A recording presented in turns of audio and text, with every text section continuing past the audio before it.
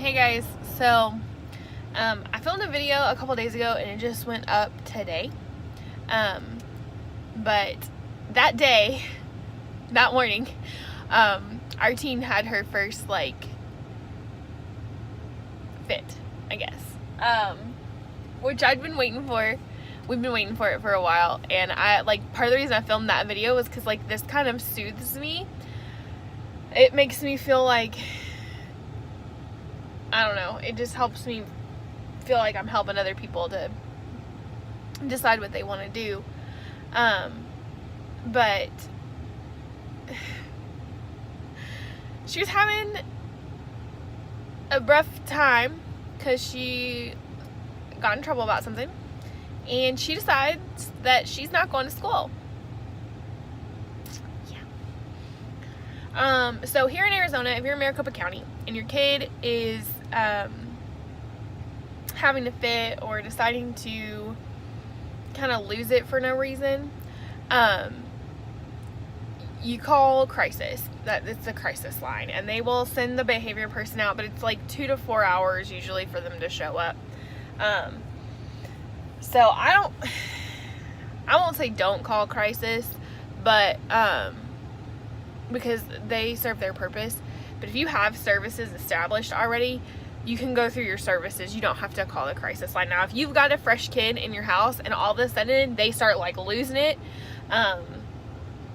you can call crisis and they'll try and talk you through how to deal with it, or send somebody out. But for us, I was getting angry because I'd found out what was going on the night before.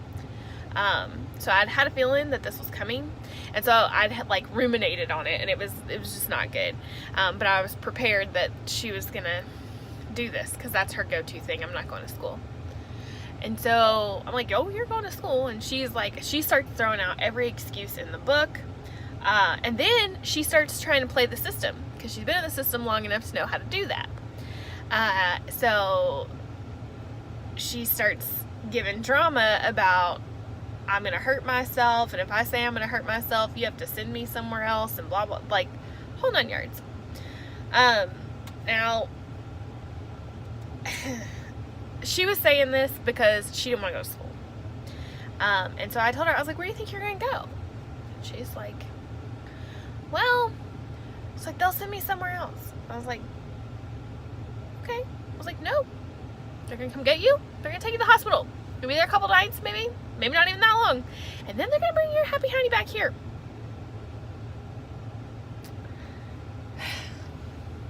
So I call our agency, and the on-call person answers, and he happens to be the behavioral specialist at the agency, and so he actually drove up to the house, and I think she realized, it took him, she got to school probably about an hour and a half late, maybe. But he just talked to her. He's like, you're gonna go to school. This is happening. Come on, we're going. And I think it was just because I couldn't sit in there and argue with her because she wanted the attention from me. And so I think she just realized, he's not leaving until I go to school, and I would rather go to school than deal with this dude. So I'm gonna go. In the previous placement, she had said that she wasn't gonna go to school, and they didn't force her to go. And so she did it multiple times. So yeah, that doesn't work in my house. But yeah, so then she got home from school, and she didn't want to do her homework. She didn't come out to the kitchen table to her homework after I had asked her to do it once in her room already. So me and the little kids came into her room, and the little kids did their homework in there with her while she was working on her homework. And Mariana decides that she wants to have a fit, and so of course my oldest had just had this fit. It wasn't that big of a deal. It's just she just thought she wasn't gonna go to school, and she was. But no, Mariana had full blown screaming, kicking, threw a pencil, whole 9 yards. And my oldest watched her throw this fit. So I'm sitting here and I'm laying on her floor, and honestly, y'all, like, I let Mariana go on a little bit longer than I probably should have. But it was just one of those things where it was like, okay, you thought you threw a fit this morning. I have been dealing with this for 2 years, so let's go for it. We can do this. We can do this all day, kid. So Mariana gets done with her fit, and then John gets home, and then the girls are being super loud in the living room when I've told them that when their dad comes home, they need to be calm and quiet. So I have them go sit on their beds. And Jonathan starts having a meltdown, just crying. So everybody had a meltdown that day. It was a rough day in the Livingston household.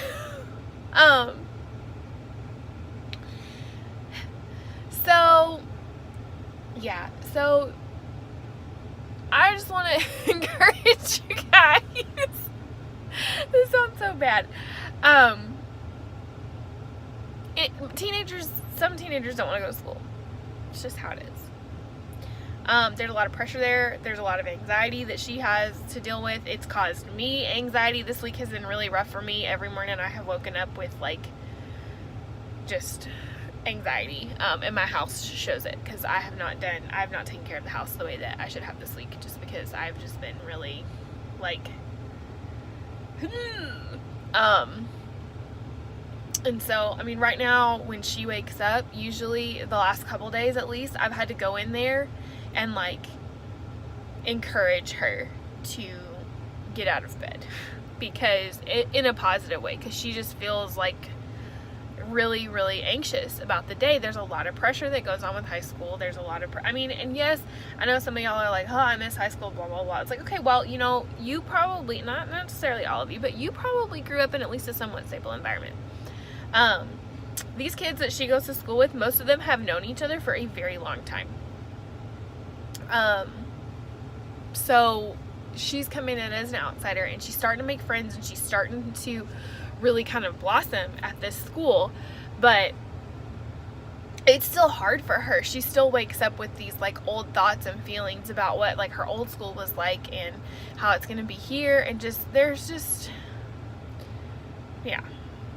a lot of pressure for her. So and just like when I wake up with this anxiety and all I have to do a lot of paperwork. But there's a level of anxiety that just naturally comes with being in foster care, or dealing for a foster parent, like dealing with foster care. So yeah, so I go in there, and I, like this morning, she was not feeling good, and I just went in there and I hugged her, and I was like, all right, it's Friday, we just got to make it through today, and then we have the weekend, so just hang in there, you can do it, I believe in you. But she needed to go get this form from her coach, because she's going to try out for the soccer team. And she needed to get this form so that she could get all of her grades checked, and she was really nervous about where to go to get it. And I knew that's what was causing her the stress. It was like she was just freaking out about it, but it wasn't that big of a deal. It's just one of those things that kind of got blown up in her head, you know, and everybody does that. At least I think everybody does. You blow stuff up out of proportion, but yeah. So that's kind of where we're at right now. That's what you do if your kid says they're not going to school. But yeah, let me know if you have any biological children who decided that they were not going to school one day and how you handled it, because I'd really appreciate that. Something I'm struggling with right now. So I'll talk to you guys later.